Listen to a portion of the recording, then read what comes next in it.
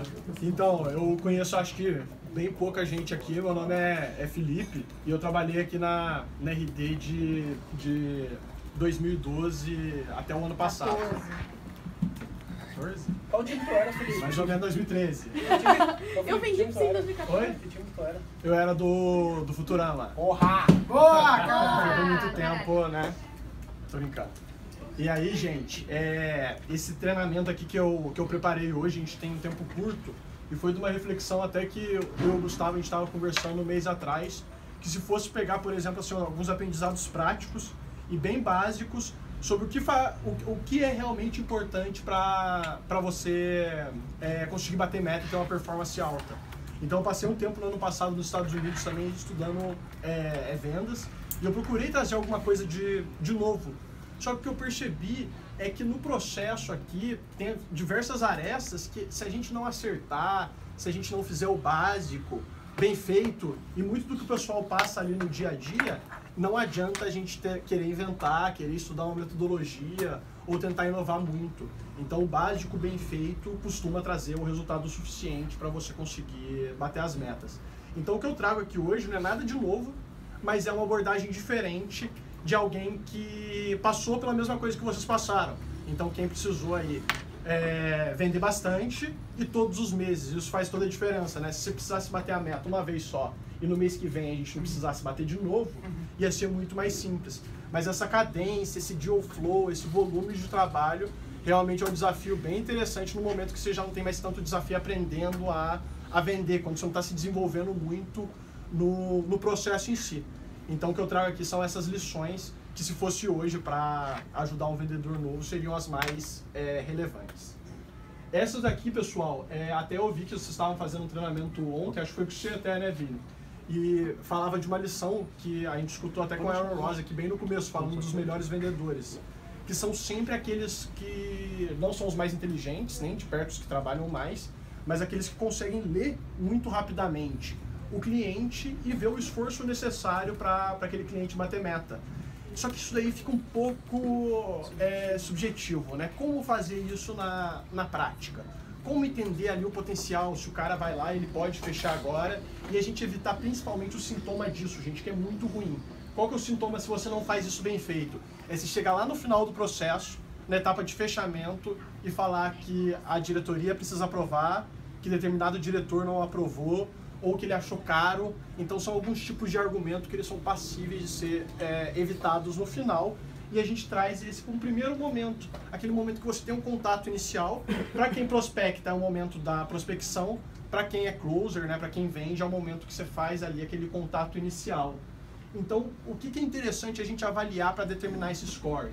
Entender o caminho do cliente até aqui. Então eu lembro que ali na rotina de vendedor a gente não avaliava, a gente pegava no automático e não olhava nem se ele era MQL ou um SQL, uma levantada de mão.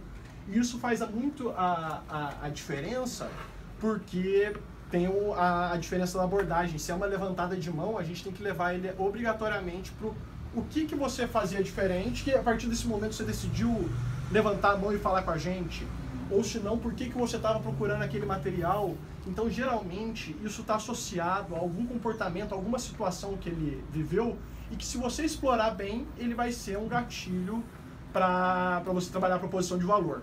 Então, gente, tudo que ele chega e fala, poxa, eu cheguei aqui porque eu preciso fazer um e-mail marketing melhor. Não é isso. Geralmente, a gente se conforma com isso, não é o que ele fala.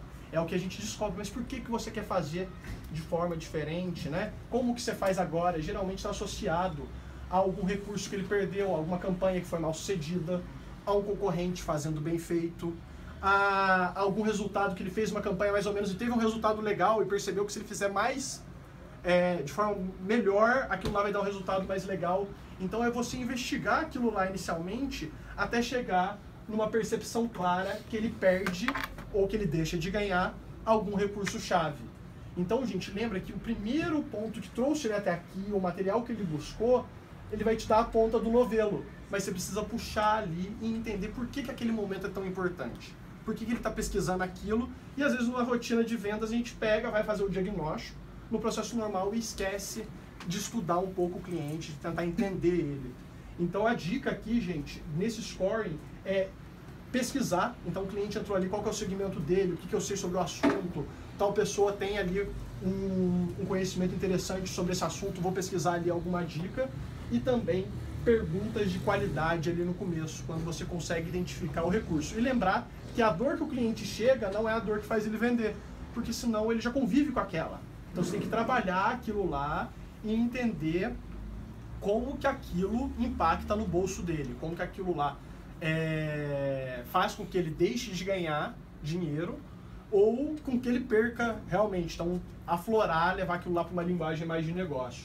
Então, como que é feito o processo de prospecção e, para quem, como vocês são vendedores, o processo de conexão inicialmente? Geralmente, no primeiro passo, você tenta mapear o interesse dele, né? Ah, por que você está fazendo isso? Tal, mas bem superficial, é meio que para quebrar o gelo, não tem um critério de, vou avaliar se aquele cara tem potencial de fechar em uma semana ou duas, né? Você faz mais ali como processo.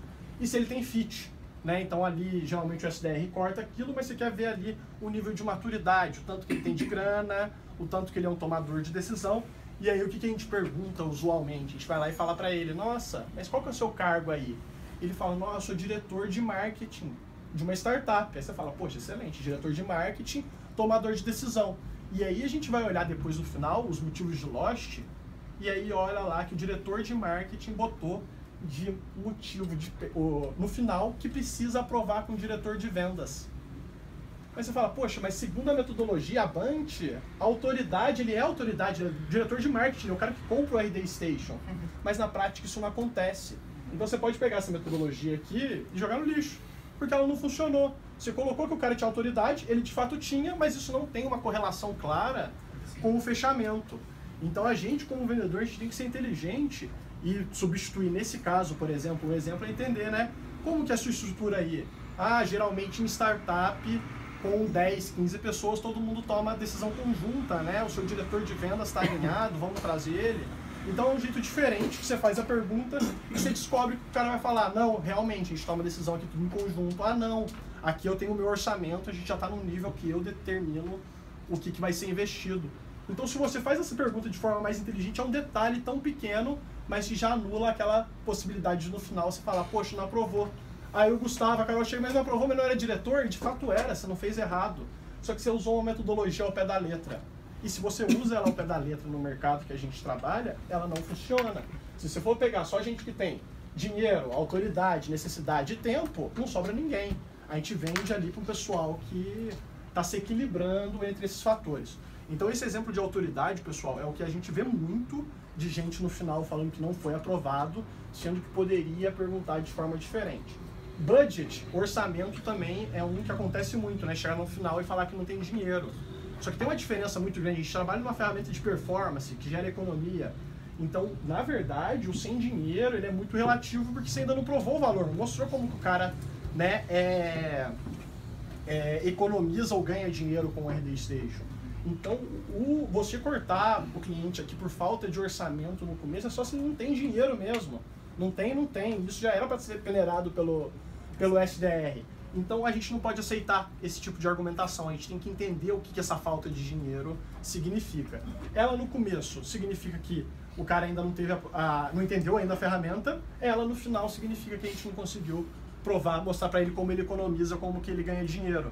Então, gente, perguntar no começo, aquela pergunta seca, você tem R$600 para investir, R$550 para investir, tal, é uma pergunta que é perigosa. Lá para pré-vendas ela faz um sentido de peneira, mas para quem é vendedor, entender que isso é muito relativo. Uma vez que ela chegou para você, não aceitar essa desculpa de budget de começo. Tentar entender realmente a diferença de não ter dinheiro ou não viu a necessidade de investir. Então, quando você faz essas perguntas mais inteligentes e consegue ter um nível de qualificação legal, você começa a entender, né? Nossa, será que aquele cara percebeu que ele está perdendo dinheiro? Será que tem uma janela de oportunidade? Acontecia muito de gente também que ia participar de evento, tinha feito uma campanha, fazia de uma forma muito ruim e-mail marketing ou até o marketing digital e já tinha essa percepção, e pessoas que eram completamente cruas. Então é legal a gente separar esse joio do trigo e trabalhar com eles de forma diferente. Se a pessoa tem uma percepção clara da proposta de valor, do recurso perdido, e você está no mindset de fechar, você consegue evoluir com ela no ciclo de vendas muito curto, porque o nosso ticket é baixo. E quando que isso acontece, que vocês já vivem isso? Quando você chega no final do mês e precisa vender e não tem os deals, e aí chega um deal bom e que você conecta ele ali porque é uma levantada de mão, porque era um chat na época, ou até um MQL qualificado, e você consegue fazer o processo com ele em 2, em 4, em 5 dias. Por quê? Porque você vai com mais sangue no olho e vai nesse mindset de fechamento. Então a provocação aqui do scoring é você posicionar esses deals, mas pegando esse deal que está de morno para quente e realmente dando o ritmo que você acredita que dá. E aí uma argumentação bem legal de falar no telefone e que dá muito certo é falar assim, poxa, Ana, eu tô com a agenda corrida aqui, já é dia 15, dia 20, geralmente a gente demora uma semana para marcar o próximo passo, mas você percebeu aqui como que você está perdendo dinheiro, como você fizer isso você vai ganhar dinheiro, que seu concorrente está fazendo isso, ou que você planejar isso para o seu evento, enfim, o que está linkado com o recurso. Por causa disso que você percebeu e que eu percebi também, a gente vai adiantar e vai fazer essa conversa amanhã. A gente vai fazer essa conversa daqui 2 dias. Né? Eu percebi, faz sentido para você acelerar, para parar de perder esse dinheiro, para ver essa oportunidade. Se a pessoa topa, já é um indicativo legal que ela está engajada. Então você não vai marcar para uma semana depois. Ela topou, entendeu? E ainda você viu se precisa do diretor de vendas, você já traz o diretor de vendas, porque você fez a pergunta inteligente, percebeu que aquela é uma empresa que todo mundo toma a decisão junto. Mas por que, gente? Um pequeno gatilho de comportamento na maneira de fazer, que na prática faz a diferença, e que são esses ajustes. Então, assim, é muito complicado a gente passar técnicas de negociação, metodologias complexas, antes da gente saber perguntar e chegar na resposta que a gente quer, e não na resposta que a metodologia seca diz. Um outro ponto que eu trago aqui, e que a gente vai abordar um pouco mais pra frente, é como que é importante nesse processo também que a pessoa está te conhecendo, né, que ela está chegando ali para vocês terem uma energia legal. Depois eu vou mostrar ali como que você faz, mas de ligar e a pessoa realmente ser tão legal com ela, passar uma energia tão boa dela não conseguir não te ouvir. Muito das pessoas que a gente não consegue abrir no processo de vendas é que ela já não está predisposta ali naquele momento, ela não entende muito do processo, ela não sabe tanto que vocês são legais, entendem sobre o assunto, que elas são abordadas por diversas empresas. Então, se você tiver um diferencial no tom de voz, tem várias referências aqui, mas aquela pessoa que você olha e você fala, poxa, tem uma energia massa no telefone, é agradável falar. Então, isso é muito importante, porque se a pessoa ouvir, vocês estão treinados, vocês vão conseguir guiá-la no processo de vendas. O problema é aquela pessoa que está te ouvindo, mas não está absorvendo, tá que nem a gente na época do ensino médio, só que o professor tá ali meio que de corpo presente. Então, quem não é do perfil, ter uma energia, uma comunicação aflorada, é legal dar uma olhada, porque nesse processo aqui é fundamental.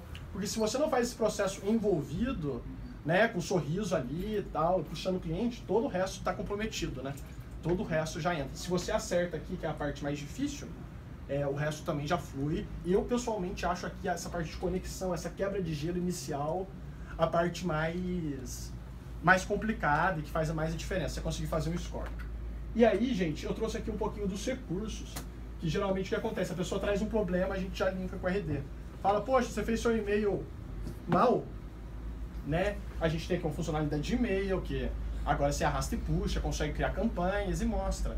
E a pessoa fala, poxa, beleza. O que a gente percebeu é que antes de você vir para a tecnologia, para você sempre puxar, para ela racionalizar, e isso o Spin está diretamente ligado também, tempo, custo ou pessoa. Então, quando ela faz ali, como você faz uma pergunta para ela falar que a campanha de e-mail mal sucedida dela, ela perdeu tempo, ela deixou de ganhar dinheiro ou perdeu dinheiro, ou ela faz aquilo lá de um jeito que gasta a hora de uma pessoa que podia estar fazendo alguma coisa mais importante. Então, quando você consegue fazer com que ela, você fez essa campanha, mas o que aconteceria então se você fizesse essa campanha de forma correta, de maneira ideal? Ela fala, poxa, a conversão ia ser muito maior, eu ia ganhar mais dinheiro. Aí você fala pra ela, então você está percebendo que o fato de fazer dessa forma, de não fazer, você está perdendo uma janela de ganhar grana, você está perdendo grana. Né? É isso que está acontecendo, e ela concorda, ela fala, poxa, realmente eu percebi. Aí é o momento de você ter a qualificação e falar, poxa, ela percebeu que ela está perdendo grana, ela não vai fechar mês que vem, ela vai fechar esse mês, porque ela, de fato, ela percebeu. Do mesmo jeito que se você levar a pessoa achando que ela percebeu e ela não percebeu, ela não vai fechar. Mas se ela tiver essa percepção, é um gatilho muito legal para você trabalhar. Porque aí sim justifica você trabalhar com número, com valores. Olha, custa tanto, o seu ticket é tanto. Se vocês vão pro ticket e começam a fazer aquela continha de padeiro antes de ter um impacto grande, aquela conta ela não tem muito valor. Aqui ela fica extremamente poderosa. E essa é a diferença de você usar bem e usar mal. Depois, quando ela está alinhada aqui, se eu uso ela bem, ela realmente é batedora. Por quê? Porque a pessoa não consegue falar para você não, porque ela chegou na conclusão que se ela paga aquele ticket, ela está, na verdade, ou economizando ou ganhando mais grana do que da forma que ela fazia anteriormente. Mas não foi algo que você passou para ela, foi uma conclusão que ela chegou sozinha. Falar não, nesse caso, é meio que ela se contradizer. Então, se você faz esse processo, você vai conseguir esse gatilho, que é a pessoa chegar na conclusão e depois trabalhar em cima dessa conclusão, que ele é muito, muito poderoso. Então, pessoal, esse assunto aqui ele é extremamente longo. O Aaron Ross tem uma biografia bem legal, mas se seguir essas diquinhas, né, fazer uma pesquisa bem feita, perguntas inteligentes, não usar uma metodologia ao pé da letra e fazer um negócio mecânico, e fazer um negócio de boa vontade, é a lição número 1. Isso aqui tem um impacto muito legal nas metas. Vamos para a dica número 2. Vendedor não tem passado. Isso aqui a gente fala muito assim, né? E principalmente quando a gente bate um mês, a gente vai muito bem no mês, tende a no começo do outro mês falar, poxa, eu não tenho no mês que vem, no mês passado, vou dar uma segurada. E a gente sabe, né? Eu acho que todo mundo aqui sabe o mínimo, que é a taxa de conversão. Isso, para uma empresa que precisa escalar, que precisa bater meta, que são 10, 11, 12, 13, todos os meses, pelo tempo que vocês ficarem aqui, não é o suficiente. Conhecer a taxa de conversão é muito pouco. Você tem que saber quantos deals no day one seu são necessários para você bater a meta. Então você tem que saber no primeiro dia do seu novo mês, independente de você ter batido ou não, quantos deals tem que estar lá. E no dia 7 também, no dia 10 também, no dia 15 também, no dia 20, no dia 21. Você tem que saber o tempo todo olhar, olha, eu preciso de mais deal, eu preciso de menos deal. Então garantir, né, a fluidez do pipe, que o pessoal chama de deal flow, é muito importante, porque às vezes você está ali fazendo o seu melhor, mas você não conhece o seu número, você não sabe se você aumentar 3 deals ali, se aquilo lá vai ter uma correlação com maior taxa de fechamento, ou se você botar mais, aquilo lá vai estourar, porque quando você trabalha com maior volume, sua taxa de conversão desce. E a gente sabe isso no geral, mas a gente não consegue saber ao longo do mês.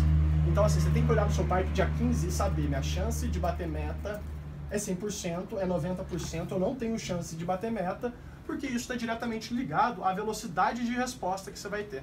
Então a velocidade de resposta é o quê? Pedir mais lead para o SDR, trabalhar com um canal alternativo seu, reativar seus losts. Só que faz uma diferença muito grande se você faz isso dia 15, dia 16, dia 17. O ciclo de vendas é curto, cada dia ele é muito importante. Então você garantir essa fluidez no pipe desde o dia 1 e conhecer as suas métricas ao longo do tempo é muito importante para você reagir. Pode ter certeza, 2 dias, 3 dias que você demora para reagir quando o pipe está comprometido, pode ser o determinante para você bater a meta ou não.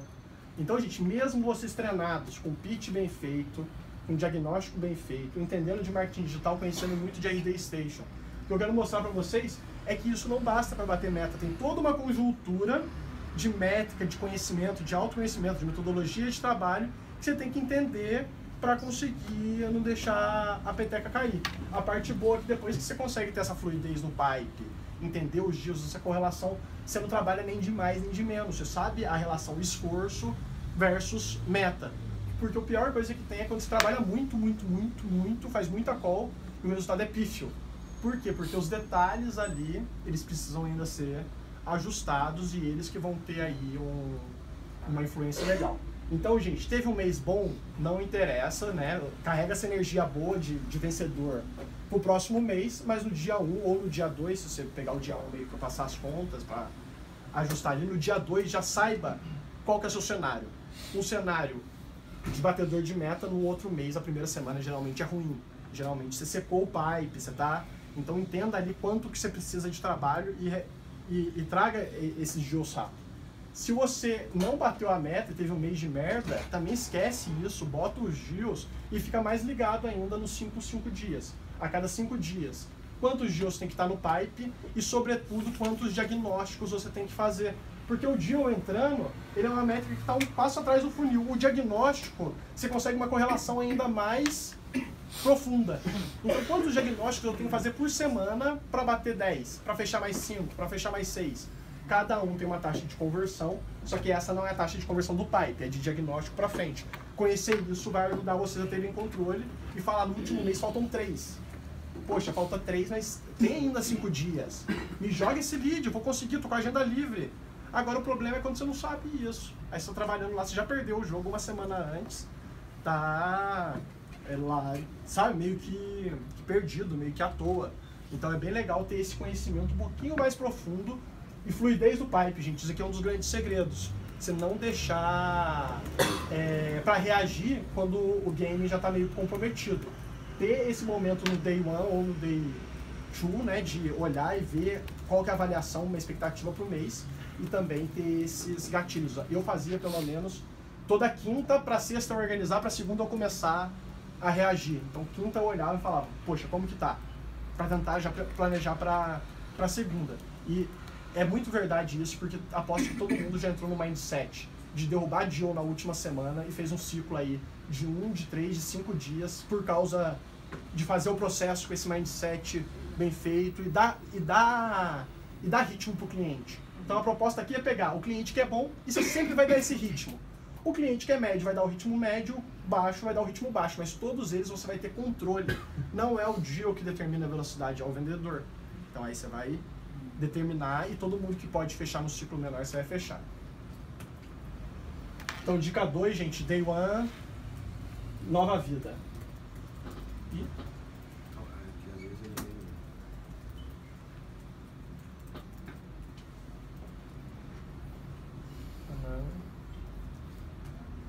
Dica 3.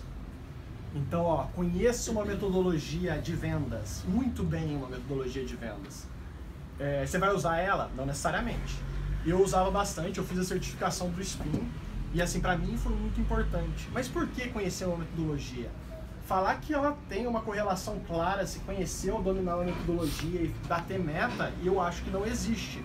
A Carol mesmo é um exemplo de uma pessoa que é super comunicativa, super raçuda no volume, não conhecia uma metodologia e era batedora de meta e não aplicava nada.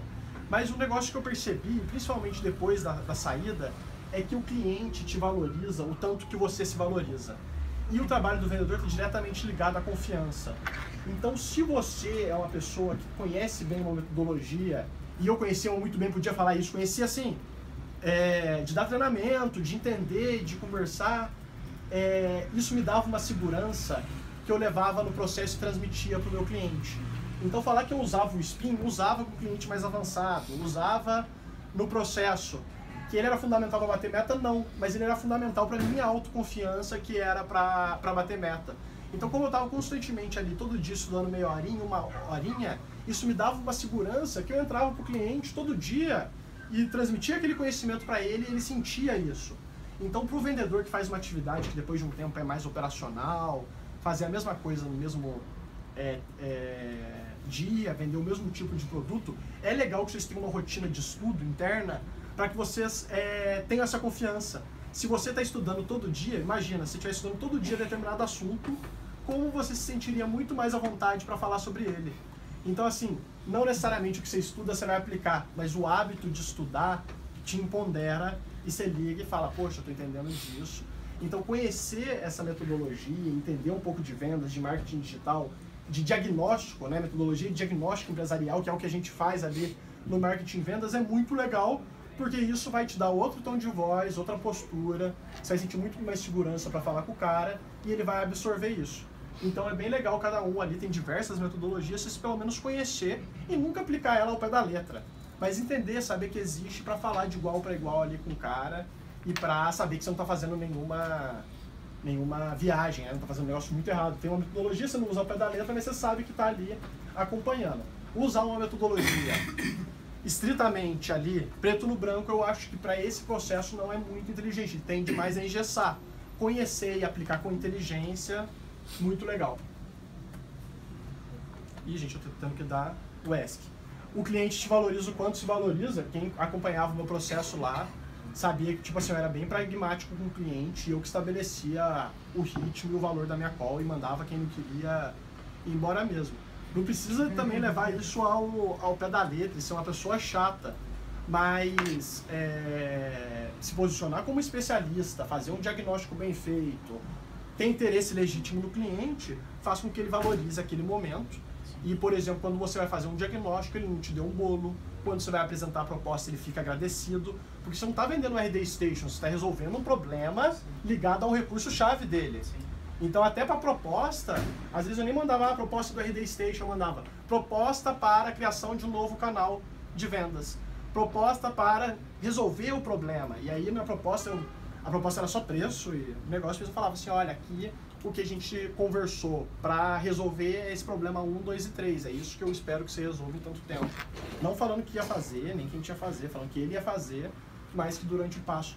Quando ele olhava, não era a proposta do RD Station, era a proposta para fazer campanhas de e-mail marketing melhor. Era a proposta para ter o ROI do evento, que ele já investe em uma grana, era um gatilho excelente. Né? Já investe tanto no evento, por que não fazer o ROI do evento via e-mail marketing? Mas tudo isso é resultado do trabalho lá no começo, que envolve a pesquisa bem feita. Gente, a 4 é até um negócio que a gente usa como valor aqui, né? Resiliência com energia. São duas palavras diferentes, né? Muito poderosas, mas que fazem um diferencial também do caramba, mas que são subjetivas. Então, a resiliência está diretamente ligada à quantidade de nãos que você leva, que para mim é o resultado do slide anterior, de você ter autoconfiança e se sentir capaz de fazer o que você faz. Isso é problema seu. Se você não tem autoconfiança nenhuma, mas transmite isso, como muita gente faz, e se posiciona, beleza. Você pode ser uma pessoa que tem baixa autoestima ou que não confia muito, desde que você não passe isso para o cliente. E isso aqui é treino. Você consegue não passar, porque como vocês estudam marketing digital e vendas o tempo todo, dá para passar ali, nesse ponto, se vocês cuidarem dos 3 pontos abaixo. Como eu gosto muito de vender e sempre drivei minha carreira por causa disso, por muitos momentos eu falo assim, poxa, o que eu estudo em vendas? Estudar negociação não vai ter impacto no meu trabalho. Metodologia de vendas, a nossa venda é simples, não é uma venda extremamente complexa, que eu vou estudar lá, sabe, processo, como escalar, isso não tem correlação com o fechamento. E aí eu encontrei essas 3 áreas de estudo, que é o tom de voz. Então, como você consegue chamar a atenção da pessoa e envolver ela numa palestra, numa apresentação, inside sales, isso é muito importante, que você está à distância, de acordo com o tom que você use, como brincar com isso. A energia que você passa, então assim, como você chama uma pessoa que todo dia de manhã tem uma energia legal, mesmo acordando de mau humor, para passar aquilo, e isso você leva para sua vida pessoal, é muito legal. E a linguagem corporal e oratória, porque mesmo você fazendo inside sales, se você tem uma linguagem corporal e entra na call à distância com o fone, gente, a linguagem corporal sua passa pro outro lado. Então, você fazer sorrindo, você fazer gesticulando, isso é importante para você, você diagramar, né, ali faz a diferença, a pessoa percebe ali que você está no caminho com ela. Então, quem está travado em vendas, fala, poxa, já conheço uma metodologia, quero me desenvolver, não estou vendo aonde acertar, vem estudar esse ponto, entendeu? Vem ter um tom de voz massa, ser aquela pessoa envolvente, na hora que fala, todo mundo fica ligado, entendeu? Aquela pessoa que tem uma energia, que fala com o cliente fala, poxa, valeu, você tá tô vendo que é legítimo, que você quer me ajudar, porque isso, às vezes ele ia comprar no mês que vem, mas é tão legítimo, é tão legal quando você passa, quando rola esse match, que ele até compra, porque ele fala, poxa, ele entende, ele fez um trabalho bem feito, fez sentido pra mim. Né? Então, ao contrário daquela pessoa que tem um nível de diferenciação, falar não para uma pessoa profissionalmente é muito mais fácil do que falar para aquela pessoa que te ajudou, encontrou um buraco ali no seu negócio que é óbvio e que te apresentou uma solução. Então, seja essa pessoa que, do outro lado, basicamente é você fazer o processo mais profissional possível e ele gostar de você. Se você tiver essa energia, ele fala, poxa, você foi massa, tô pagando, mas muito obrigado os inícios. Tipo, finalmente alguém me deu um atendimento. E nesse ponto aqui, se você tem uma energia massa, você faz o vendedor do lado, o concorrente, o MailChimp, o caralho A4 parecer muito commodity, entendeu? Que todo mundo tá ligando e fazendo aquele processo bunda. Você chega com boa vontade, gente, as coisas acontecem, mas transmite isso pro cara, entendeu? Não adianta só pra você. Passa ali pra ele essa energia que ele vai te acompanhar, ele vai comprar a sua ideia. É claro que se fizer isso sem a pergunta bem feita lá também, é tudo parte de um bolo. E a outra é oratória e linguagem corporal, que é um assunto muito interessante de trabalhar. Para vendedor, então, que faz inside, bem legal, que em algum momento vocês podem vir fazer outbound ou encontrar alguém, e que faz uma diferença muito grande. Não só para você se controlar e ter uma linguagem corporal legal, mas principalmente para você avaliar. Então, você está avaliando ali com o cliente, e linguagem corporal a gente sobe muito a gesto, mas você está lá, e às vezes o cliente, assim, um silêncio que ele faz, uma sílaba que ele faz, mas na qual eu já sei se ele comprou uma ideia ou não, e já consigo reagir. E aí eu percebo e falo, poxa, Thiago, você não ficou claro esse ponto, né? Vamos te explicar de novo? Ele fala, vamos, me explica de novo. Só que se eu tivesse falado para ele, entendeu, Thiago? Ele ia falar, entendi. Ele não tinha entendido. Então a linguagem corporal serve tanto para você se comunicar de uma maneira completamente, né, envolvente, profissional e... Assim, a pessoa parece que tem que ter uma estrela em cima, de tão bem que ela, sabe, se comunica e tanta atenção que ela chama para a linguagem dela. Mas principalmente também para você ler e reagir rápido. Então isso acontece muito em mesas de negociação. Agora, estou na mesa de negociação, a pessoa cruza o braço e já abre o braço. Já vira para ela. Bota a mão aqui, você já vira e começa a ter um diálogo. Então você aprende a ler, a reagir para guiar a pessoa para o caminho que você quer. Então quem está perdido no que estudar em vendas, tem muito TED legal, TED Talks sobre isso, muito conteúdo, e é um assunto muito gostoso de estudar. Estuda isso aqui que vai dar uma motivação a mais para você virar um vendedor ainda melhor.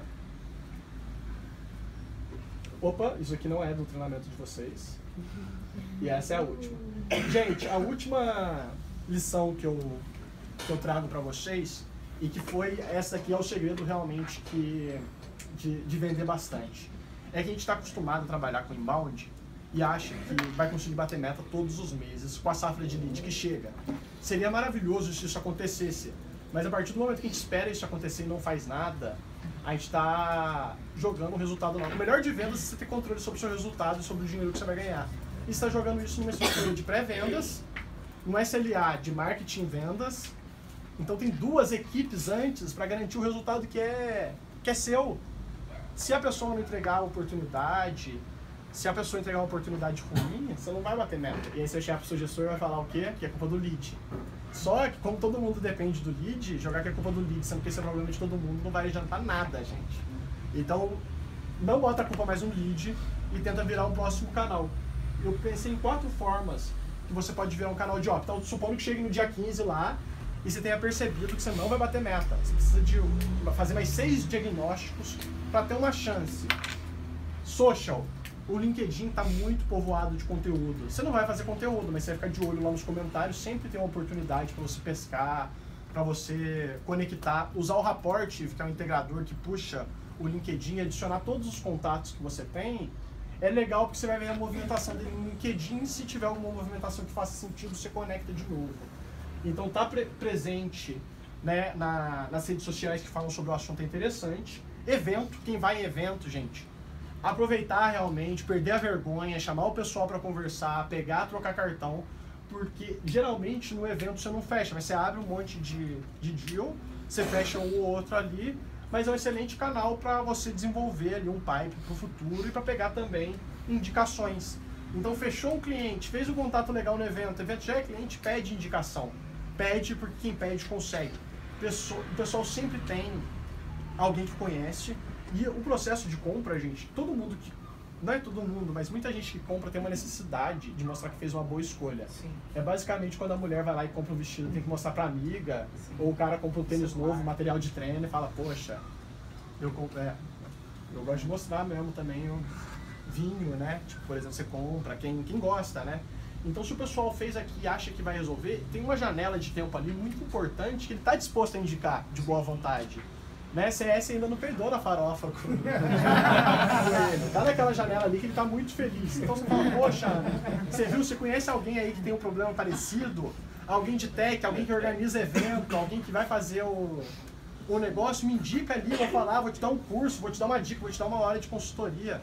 Enfim, bota como meta que cada cliente que você fechar, você vai conseguir uma indicação. Nossa, gente, eu duvido que vocês não vão bater meta, entendeu? Se você conseguir essa indicação, nem todos vão ter. Mas se você fizer isso de colocar, vai dar muito certo. Lost, gente que você fez o processo e reabrir esses losts. E aí um negócio muito legal é usar o espaço que você tá, às vezes, de saco cheio, né? Fez muita call, fez 3 calls de manhã, tá sem... De tarde, faz uma listinha ali de todo mundo que você teve no Lost, vê o material legal que lançou e fala, poxa, Ana, beleza? Vê esse material, lembrei disso, dá uma personalizada, fica batendo papo ali com o pessoal, esquentando eles, tá precisando de alguma coisa, evoluiu, todo Lost que você dá pra ele uma tarefa, fala, olha, a gente não fechou, não tá no momento pra você, você viu que não é uma prioridade, mas dá pra você fazer isso de graça. Faz, e daqui a um mês eu volto pra ver se você fez, e marca como dono do lead, entendeu? Depois de um mês chama ele no Skype, e aí fez, ele vai falar, fiz, aí você vai falar, poxa, vamos avaliar. Então mantém coisa que não custa nada, que você tá perdendo tempo ali com follow-up. E aí eu lembro, gente, quando eu saí daqui DD, a meta era 13 ou 14, acho que era 13. 4 clientes meus por mês não vinham no inbound mais, vinham dessa tela aqui. Ou social, ou evento, ou indicação era Lost. E aí eu precisava trabalhar mais ou menos 4 vezes, né, o 25% ali o dividido por 25%. Então, para eu fechar 4 contas, na minha taxa de conversão, que era 33%, eu tinha que ligar para 12 deals, que eu puxava um caminho direto. Então, tava aqui, batendo meta, chegando às 10, saindo às 6, entendeu? E feliz ainda. Então, por quê? Porque tinha um canal que não era completamente independente. Cada um tem um estilo, ninguém espera que todo mundo fique rato de rede social, até que se fizer, vocês vão queimar o canal. Nem todo mundo vai em evento, mas a indicação no Lost é obrigação. Puxar uma indicação ali, um Lost, não custa nada, o cara vai gostar. Oferecer ali uma horinha sua, um curso, o que tiver para oferecer, se não tiver nada, criar alguma coisa. Isso com certeza vai impactar ali e, como vocês podem ver, está diretamente ligado ao tempo de reação. Então lembra naquele slide 2 que eu falei, poxa, aprenda a saber no dia 10 se você está com um funil. Ah, dia 10 não estou com funil, puxa 2 indicações. Não é esperar para acontecer. Então o misto, gente, são 5 ou 6 lições que eu trouxe aqui hoje. Aposto que não tem nada de novo. Mas se você fechar todas as arestas, fechar esses detalhes e fazer isso daqui com capricho, vocês vão conseguir bater meta, estourar a meta, ganhar dinheiro e, sobretudo, assim, fazer aquela primeira coisa do slide, que é dedicar a energia necessária por dia ao fechar. Nem energia demais, que também frustra, né, que cansa, nem energia de menos, que significa não bater a meta. São essas as lições aqui, espero que tenha dado alguma luz, uma motivação extra pro pessoal. Espero que vocês consigam aplicar e vou olhar depois quem